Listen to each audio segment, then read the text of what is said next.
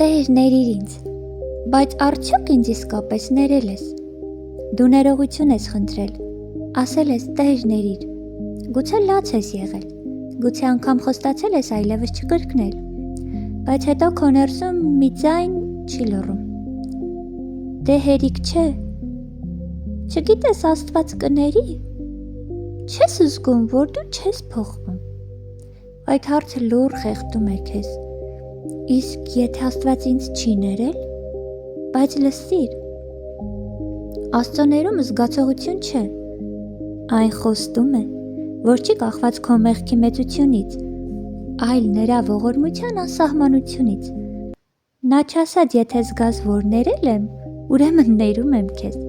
նա ասաց, եթե խոստովանես քո մեղքը, ես հավատարմորեն կներեմ,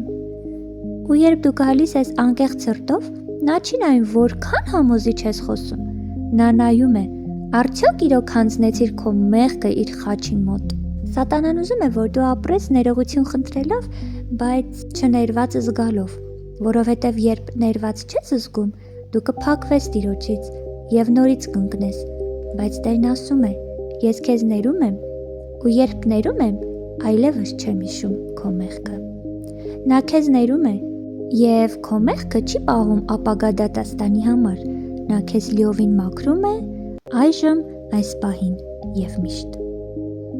միայն թե միշտ վազիր նրա մոտ, ներողություն խնդրիր և այլևս մի կասկածիր, թե Աստված քեզ ներել է։